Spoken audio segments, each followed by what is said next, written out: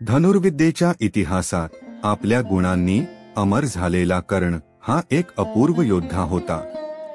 पण त्याचे जीवन हे एका महाकाव्याप्रमाणे दुःख, संघर्ष, प्रेम आणि त्यागाने भरलेले होते. चला या अद्वितीय योद्ध्याच्या जीवनाची कहाणी समजून घेऊया. महाभारतातील युद्धाचा आरंभ होण्याआधीची ही गोष्ट आहे.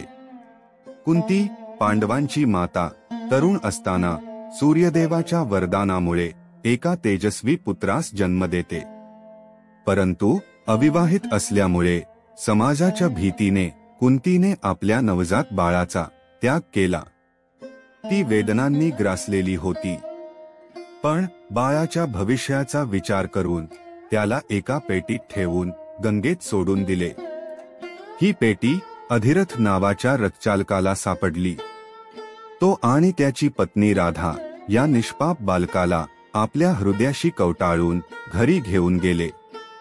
त्यांनी त्याला नाव दिले कर्ण आणि त्याला आपल्या पुत्राप्रमाणे वाढवले. पण समाजाने मात्र त्याला कायम सूतपुत्र म्हणून हिणवले. कर्ण लहानपणापासूनच महत्वाकांक्षी होता. त्याने आपली धनुर्विद्या पूर्ण करण्यासाठी कोणतीही कसर सोडली नाही. त्याचं सामर्थ्य आणि सौंदर्य अनेकांना मोहित करत असे. आणि त्यातील एक होती द्रौपदी. द्रौपदीला कर्णाचे शौर्य आणि सौंदर्य आवडले होते. स्वतःच्या मनात ती कर्णाला आपला वर म्हणून निवडायचे स्वप्न पाहत होती. परंतु तिच्या स्वप्नांवर गदा आली जेव्हा तिने कर्णाच्या सूतपुत्र असण्याचा उल्लेख ऐकला. समाजाच्या बंधनांमुळे आणि आपल्या कुटुंबाच्या सन्मानासाठी तिने कर्णाला नाकारले.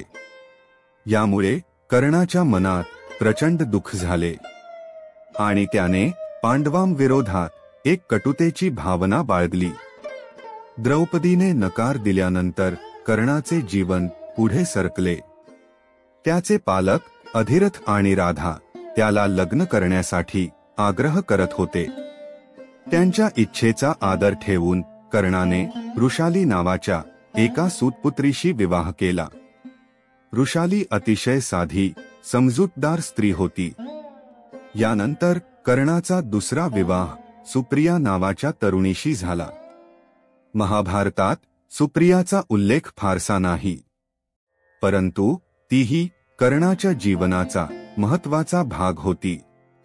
वृषाली आणि सुप्रिया या दोघींपासून कर्णाला 9 पुत्र झाले. वृषसेन, वृषकेतू, चित्रसेन, सत्यसेन, सुषेण, शत्रुंजय, द्विपात, प्रसेन आणि बनसेन.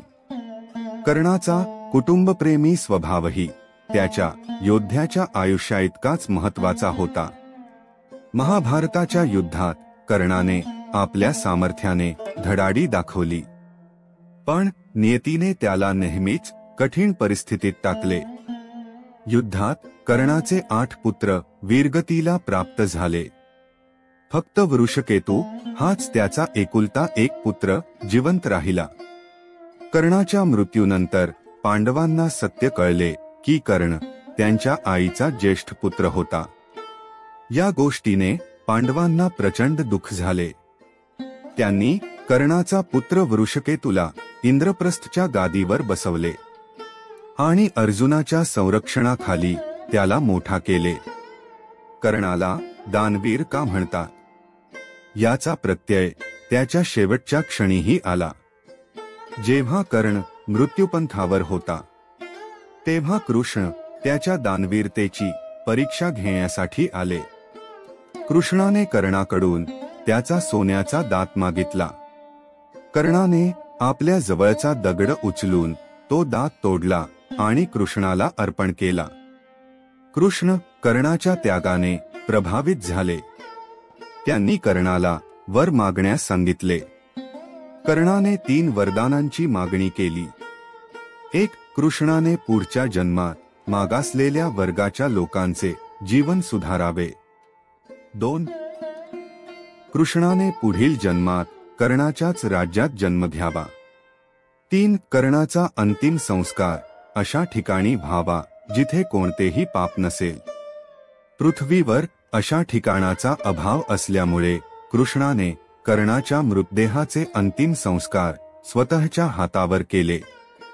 कर्णाच्या मृत्यूनंतर त्याला वैकुंठधाम प्राप्त झाले. त्याचे जीवन संघर्षांनी भरलेले असले तरी तो दानवीर म्हणून अजरामर झाला. कर्णाच्या कथा आजही आपल्याला त्याग, निष्ठा आणि आत्मसन्मानाचे महत्त्व शिकवतात. जर तुम्हाला ही कथा आवडली असेल तर ही विचारधारा आपल्या आयुष्यात रुजवा आणि दानवीर कर्णाची शिकवण पुढच्या पिढ्यांपर्यंत पोहोचवा.